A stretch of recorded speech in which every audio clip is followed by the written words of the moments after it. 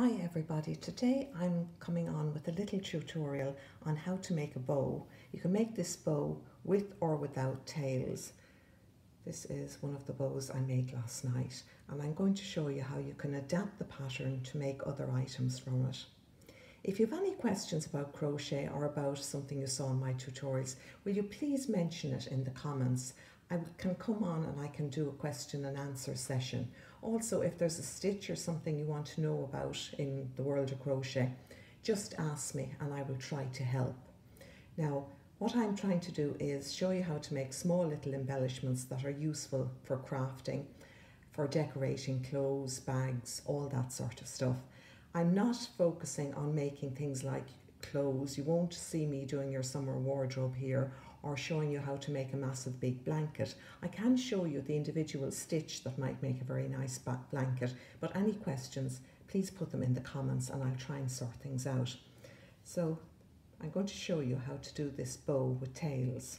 Now you can also make it without tails, and I'm also going to show you how to use it in little crafting projects. So first of all, I'm using cotton yarn so that hopefully you'll be able to see the individual stitches, and a 5mm hook. Now I take the yarn of thread that's coming from the ball. This is the end of the thread here, and I'm going to start by making a magic loop. This is the way I make my magic loops. Some people make them differently, but I find this works well for me, and it also works well when it comes to the very end of the project and you have to tighten up the center.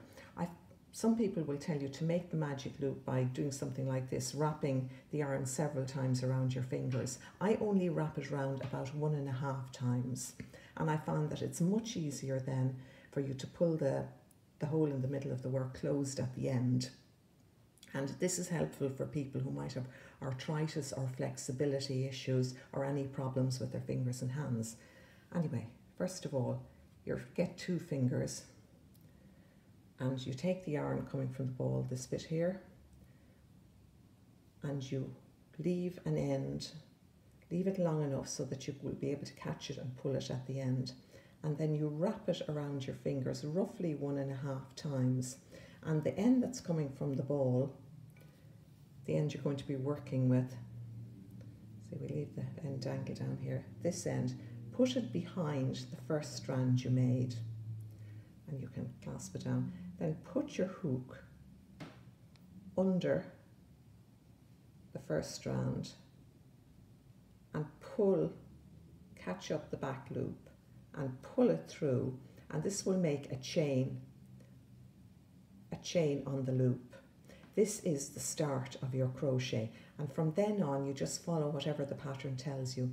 If it tells you to make a chain, you make a chain. If it tells you to make 4 chains, you make 4 chains. Now I'll do that again in case you didn't get it. Now I'm taking 3 fingers so that you can see what I'm doing, and here's the very end of the thread. I'm catching the very end down with my finger and I'm wrapping it around, and I'm bringing the end, the working end coming from the ball, behind the first wrap.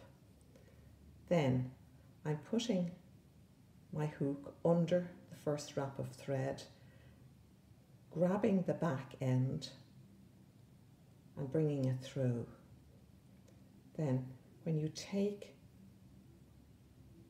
your fingers out of the loop, that's your magic loop there, folks. You can pull it a bit smaller, but don't pull it closed. When you're working a stitch, you will have to work into 2 strands of thread, otherwise it won't close properly at the end. Then we start, once we have our loop on the hook, we can start the bow pattern. So I'm making 3 chains, and then I'm going to make 5 trebles into the magic loop. In other words, it must be made under 2 strands of thread. I'm going to wrap the yarn around twice, go under 2 strands of thread, catch up the yarn that's coming from the ball, bring it through once. Oh, this yarn splits a bit. catch it up and bring it through 2 loops again, and catch it up, bring it through 2 loops. I'll do that again. Wrap the yarn round your hook twice. Everything in this stitch is done twice. You wrap the yarn around your hook twice, you go under 2 strands of thread that's forming the magic loop, you catch up the yarn that's coming from the ball, you catch it up again, bring it through 2, catch it up again, bring it through 2 more strands, and catch it up again. You've 2 trebles made. Now you work 5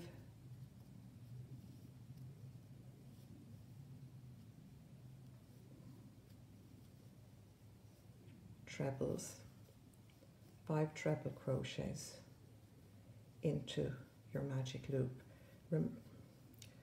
remembering all the time to go under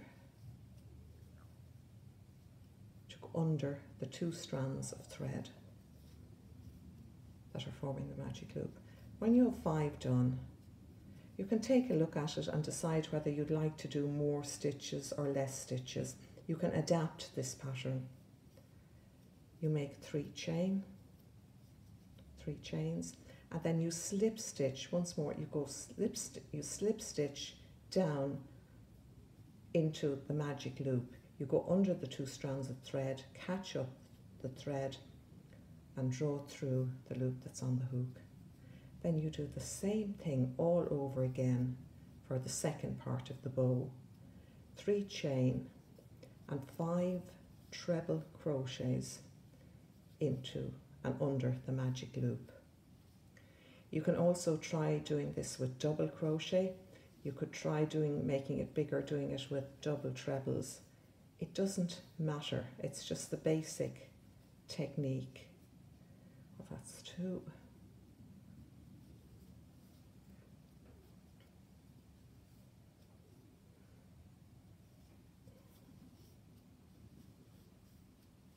Now I can see where the thread has split there on me, but that's because it's a very thick cotton. But I'm keeping going, otherwise we'd be here all day. The most important thing to do is to make sure you go under the 2 strands when you're working into the magic loop. So we have 4 done there.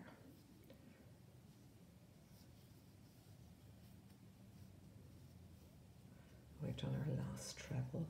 So we make 3 chains and slip stitch into and around the magic loop.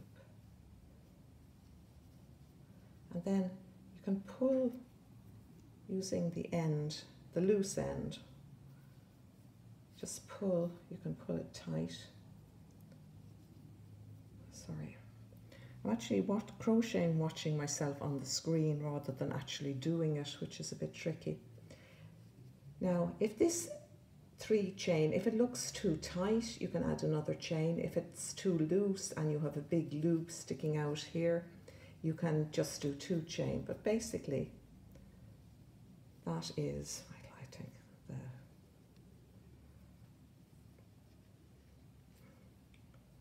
basically, that is your bow.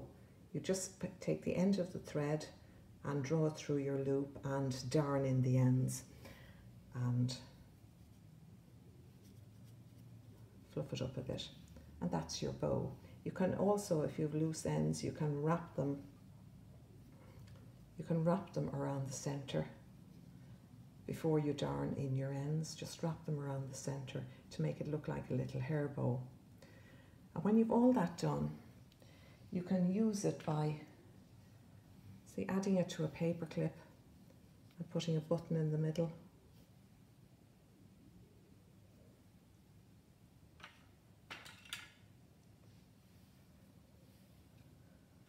But we are going to live dangerously and go on and make tails. So I'm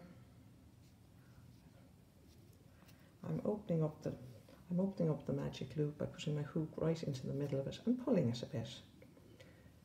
Now I'm going to make, I didn't finish off, so I still have a loop that hasn't been worked. So I'm going to put it on my hook and tighten everything up and make 6 chains, 3, 4, 5, 6. Then I'm going to work a single crochet into the second chain from the hook. And I'm going to work a single crochet into all the chains I've made. That'll be 5 single crochets all together, back as far as the middle of the bow.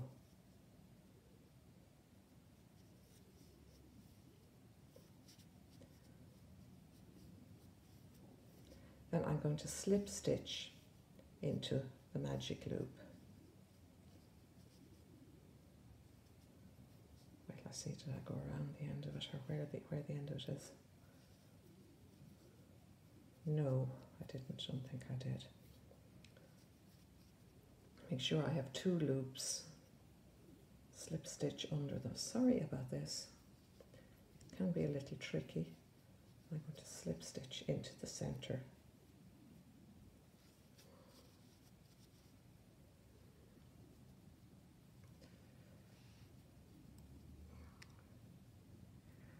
Sorry folks, I'm all fingers and thumbs today. Actually going to cut the end a bit shorter here. Now, I slip stitched back into the center of the magic loop. And you can see there's one tail. Now you could make this tail bigger by working half double crochets instead of single crochets. It's up to you to get the effect that you want. So I'm going to make 6 more chains. That's 5.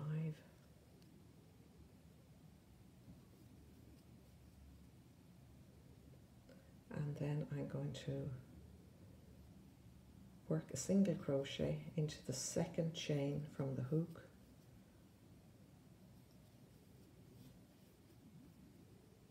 And work a single crochet into each of the next 4 loops until I'm back again at the center, and I'm going to slip stitch into the center of the magic loop.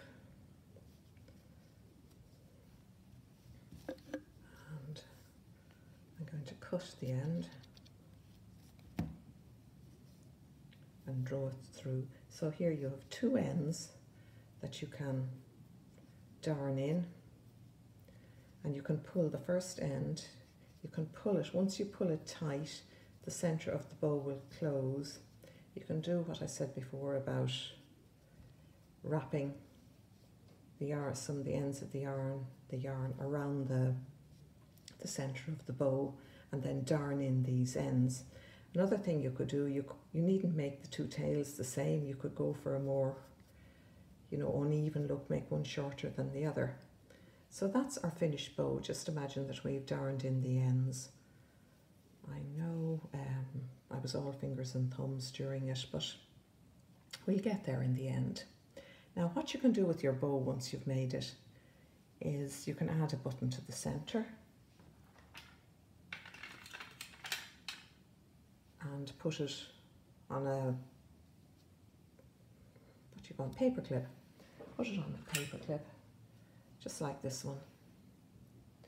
You can do it in much smaller or much thinner yarn. Like this is roughly iron weight or worsted weight. This is 4-ply cotton, so you can do a much smaller, cuter bow. But as usual, I use the thick yarn to show you the individual stitches. And then this is the one I had at the beginning. Now, once you've got the hang of making the bows, you can make 3 sections, 3 crochet sections. That's your 3 chain, 5 trebles, 3 chain.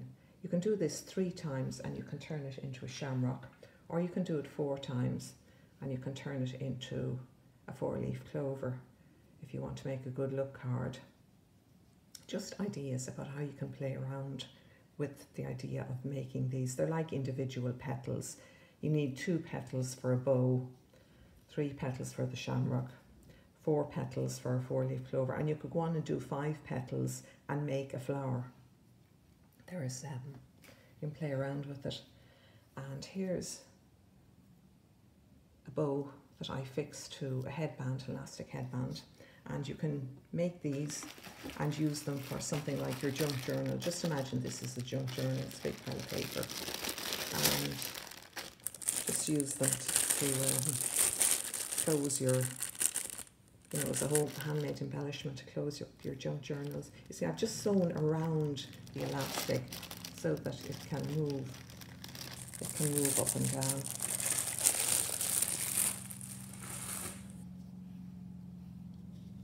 So I hope this tutorial was some use to you. It's a bit long, it's nearly 16 minutes, but I will be back with another one shortly, something very similar but even cuter. So thanks for watching, thanks for listening, bye.